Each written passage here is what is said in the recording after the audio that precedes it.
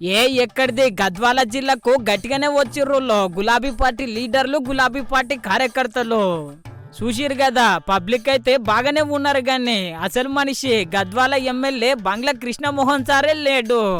మరి ఏ పార్టీలు ఉన్నాడో ఏమో ఎవరికి సమజైతలేదు. ఈ ముచ్చట మీద గులాబీ లీడరు గిట్లా గుస్సా అయ్యిండు.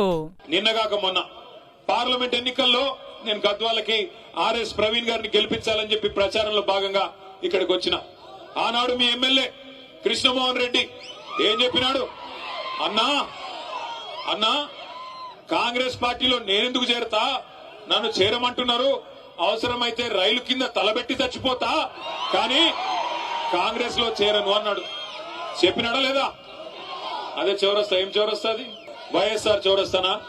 వైఎస్ఆర్ చౌరస్తాలో మీటింగ్ పెడితే ఇగో ప్రవీణ్ అన్న సాక్షి, నేను ఉంటే వెంకటరామన్న ఉండే, అందరం ఉండే అన్నాడు. ఆయన రైలు కింద తలబెట్టి చచ్చిపోతా రైలు పట్టాల మీద, గాని కాంగ్రెస్ లో పోను అన్నాడు. ఇవాళ ఏమంటున్నాడు? అభివృద్ధి కోసం పార్టీలో పోయిందంట. ఏం అభివృద్ధి కోసం? ఎవరి అభివృద్ధి కోసం? నియోజకవర్గ అభివృద్ధి కోసమా? నీ సొంత అభివృద్ధి కోసం పోయినావా? దేనికోసం పోయినావు? ఏం అభివృద్ధి జరిగింది 22 నెలలలో?